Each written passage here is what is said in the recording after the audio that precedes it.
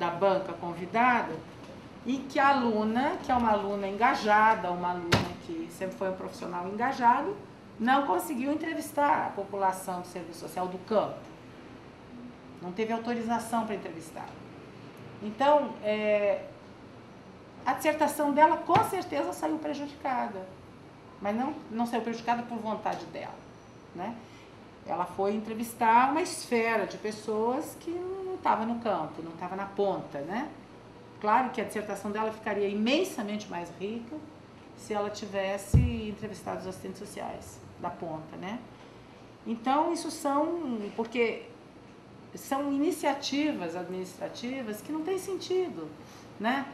Eu fiquei sabendo disso porque eu participei da qualificação dela e agora estou na dissertação. Eu não tive contato com ela nesse ínterim, mas eu acho que esses casos são casos de ABEPS. São casos de ABEPS. E agora eu fiquei sabendo de um outro caso, de uma dissertação de mestrado, em que a autorização para a pessoa entrevistar foi para o juiz da vara de execuções. As pessoas para o juiz da vara de execuções. Subordinam espontaneamente, né? Não, mas veja bem, a orientadora dessa pessoa acho que não conhece a estrutura do funcionamento. Mas isso é um caso de ABEPS, quer dizer, você vive num país com o mínimo de liberdade de expressão e estudar, quando vocês disseram aqui, nós todos dissemos que esse tema é um tema novo, que a universidade não se apropriou muito dele, que a sociedade não se apropriou. Uma forma de se apropriar é produzir dissertações, produzir teses. Mas para isso você tem que ter o campo aberto para pesquisa, não é? Essa menina, por exemplo, essa daqui de hoje, é uma menina conhecida minha, enfim, foi minha colega de trabalho e tal. Esta outra não, mas eu já disse a ela, você não tem que esperar o juiz deferir. O juiz defere coisas de preso, não de pesquisador. Percebe? Então, eu disse para ela, sua orientadora e você tem que ir a ABEPS denunciar isso, né? Porque essa daqui não é mais funcionária do sistema, né? A outra não é mais funcionária do sistema. Então, estão até livres da condição de serem, enfim, punidas de alguma forma, né? Quer dizer, a gente está numa situação de muito autoritarismo, quer dizer, um autoritarismo dessa natureza, que é o pior autoritarismo, porque aparentemente estamos numa democracia, né? É a censura ao conhecimento. Então, quando tem lá um princípio do serviço social no código que diz que você tem que primar, né? Você tem que buscar o aprimoramento profissional, a capacitação, papapá, continuada, não sei o quê. Essas duas meninas buscaram isto por conta e custo delas, porque não foi financiado pela secretaria. O seu tempo de pesquisa, seu tempo de mestrado, de nada, de xerox, de livros, de nada. Não é uma política institucional. E acontece isso, né? Então, a penalização, ela está em cima do preso e do funcionário. Não é uma penalização, é um clima de penalização. E a outra coisa que... como é que eu vejo essa sociedade? Eu acho o seguinte... Eu não sou uma pessoa de achar que as coisas estão perdidas e tal. Eu só vejo o seguinte, que o atual momento, nós não temos mais o exército industrial de reservas, que Marx falava. Hoje não é nem exército industrial de reserva que o capitalismo lance mão nos momentos de maior produção. Quer dizer, por mais que se diga que, por exemplo, hoje, o governo Lula, quantas carteiras a mais foram assinadas, mas em comparação você tem também um número de sobrantes que você não contabiliza. Essa garotada jovem toda, onde é que ela é contabilizada? Né? Então, eu vejo assim, que esses sobrantes, o lugar deles é na cadeia, é uma política pública inclusiva, às avessas. Eu acho que é uma das mais eficazes em relação aos sobrantes. Infelizmente porque deveria ser a política de educação de jovens e jovens adultos, né? Mas também acho que nosso papel lá dentro é muito importante, né? E acho que um objetivo profissional nosso é desconstruir... eu sempre falo isso em todos os lugares que eu falo. Acho que as pessoas, eu acho que as minhas colegas lá atrás já ouviram isso umas 10 vezes. Mas eu falo porque eu acredito nisso. que é o seguinte: se você pegar em Marx ou pegar nos autores do século XX, do início do século XX, que trabalham no viés da criminologia crítica, vocês vão ver que o crime é uma produção social. O crime não é um mero ato individual, ele é penalizado individualmente, mas ele se produz socialmente, tanto na economia lícita como na economia ilícita. O tráfico de drogas, ele existe como economia ilícita, mas ele é uma grande empresa, que não vai à bancarrota, vocês já notaram, né? Que não tem crise mundial que bote o tráfico à bancarrota. Bom, então, que serviço que os criminosos prestam à sociedade brasileira?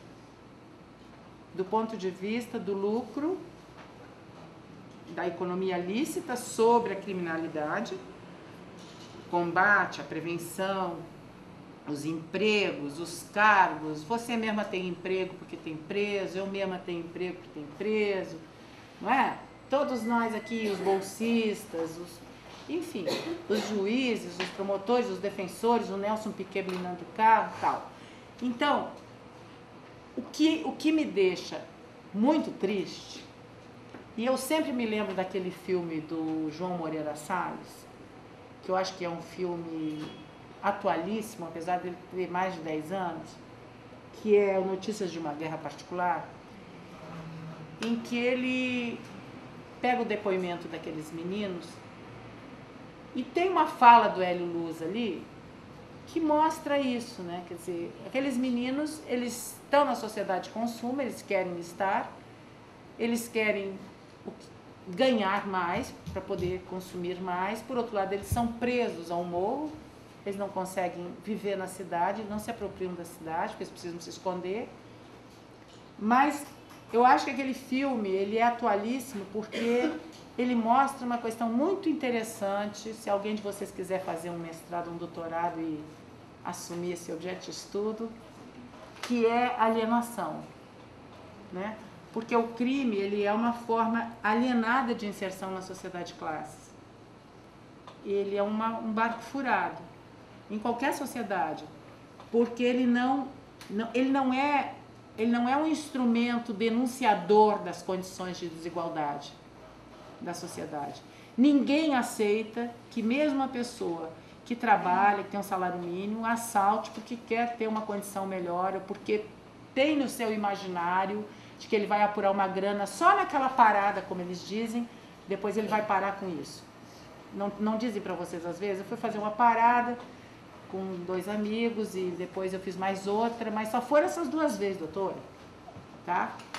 É alienado porque ele não se apropria da riqueza, da produção, que ele ajuda a construir, porque ele ajuda a construir riqueza. Ele ajuda a construir. Quem é o capitalista, ou quais são os capitalistas que se apropriam dessa riqueza, a gente não conhece. Não é o Antônio Hermílio que põe a cara na televisão, não é um Abílio Diniz que põe a cara na televisão, não é o dono lá dos eletrodomésticos que se juntam, 2 grandes empresas e fazem não são 2 grandes bancos que se fundem, Itaú e Unibanco, que aparecem lá os camaradas na televisão. Vocês nunca viram a cara dos donos do tráfico, não é isso? Porque esse pessoal que a gente vê na televisão são os pés de chinelo. No máximo os gerentes maiores, mas quem é dono desse capital? Então, é alienado nesse sentido, porque eles não se apropriam, e à medida que eles também não se apropriam, eles forjam na sociedade a imagem e confirmam a imagem de perigosos. E aí, o combate a eles é muito forte, não é? Quer dizer, não adianta as histórias individuais que nós detectamos como assistentes sociais, nós entendemos as histórias, mas nós entendemos o mais possível aquilo, né? Nos debruçamos sobre aquilo, mas na verdade eles não são vítimas dessa sociedade. Eles são otários dessa sociedade. Nesse sentido, porque eles não têm elementos de leitura do papel benéfico que eles fazem para a sociedade. Entendeu? Quer dizer, não sei se vocês entenderam isso. É uma ideia assim que eu estou sempre pensando nisso, quando eu escuto assim, as histórias, eu fico pensando como que isso gera uma aversão a eles, gera leis mais graves, gera clamor público, gera mídia, e eles estão lá atrás de grátis, 40 numa cela, com um banho de sol por semana, e está pouco se lixando todo mundo por eles, entendeu? A não ser a mãe, a companheira, o irmão, a irmã. Vocês perceberam a questão da inserção alienada? Quer dizer, na verdade, se a gente estudar o que é alienação, a gente vai poder aprofundar se o crime é uma forma alienada de inserção na sociedade, uma sociedade profundamente desigual, né? Quer dizer, aquela história de Robin Hood já era. Aquilo foi um discurso que os presos da década de 80 usavam. Mas veja bem, eu não vejo isso como uma fatalidade. Os exames criminológicos que eu faço, esse último mês deixei de fazer, porque fui para uma outra função, mas lá no hospital mesmo, toda quarta-feira tem exame criminológico, eu sempre analiso as condições de produção do crime, apontando que a questão não é meramente individual, mas a questão é uma produção. Os crimes pela internet, por exemplo, todo crime ele tem uma produção individual na responsabilização, mas uma produção coletiva. Mesmo os portadores de transtorno mental, a produção é coletiva, é a desassistência por parte da rede de saúde mental, é a família muitas vezes completamente desinformada, é uma produção coletiva nesse sentido, não sei se vocês percebem, entende? Que é uma produção coletiva. E agora, eu acho que uma das coisas que a gente não faz e que seria importantíssimo um conselho, por exemplo, fazer, é a organização dos egressos. Os egressos não têm nenhum movimento social. Eles têm, assim, uma cooperativa em que eles buscam geração de renda, um grupo pequeno. Mas vocês não acham que por que será que os egressos não se juntam para dizer o seguinte: olha, estamos quites, pagamos a nossa pena, e agora? Né? Quer dizer, em geral, os egressos, uma parte deles volta para o tráfico, porque o sistema do tráfico... Estão na rua.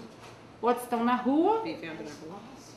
Vivem na rua e viram mendigos. Ou eles voltam para o tráfico porque tem um sistema de previdência social ótimo no tráfico, de sustento semanal da família. E então, obviamente, eles estão, como se diz na gíria, de rabo preso, porque se eles foram sustentados na cadeia e a família recebeu esse dinheiro, eles têm a obrigação de retornar. Mas eu acho que a organização dos egressos, o trabalho com os egressos tinha que ser uma organização de movimento social, sabe? De reivindicação, de dar luz, visibilidade a quem é egresso. Porque o egresso se esconde, né? A culpa que ele carrega e o estigma que ele carrega, ele se esconde. Na verdade, ele não chega e diz: olha, eu cumpri uma pena, vim aqui pedir um emprego. Não, ele está doido que não levante os antecedentes dele para constar lá que ele cumpriu pena. Mas tinha que ser desse jeito, quer dizer, tinha que se fortalecer o grupo de egressos para que eles enfrentassem a questão. Sim, e aí? Cumprimos pena, e aí? Agora tem uma vinheta na televisão falando de ingresso, né? Oportunidade de trabalho, né? Para o ingresso. Do Conselho Nacional de Justiça. Mas não podia ser uma coisa de um órgão oficial, entendeu? Porque aí parece... O órgão oficial pode fazer, mas não só ele. Parece solidariedade, parece... Não é solidariedade. Acho que vem até pela incorporação de certas ideias, de que a Libéria, se não me engano, falou mais cedo, que um preso disse para ela que a mente dele é criminosa. Então eu acho que eles incorporam essa ideia, A cultura, né? E acreditam que ele é aquilo ali, desde o início até o fim. Independente de estar preso, saiu. Eu acho que a socialização é tão forte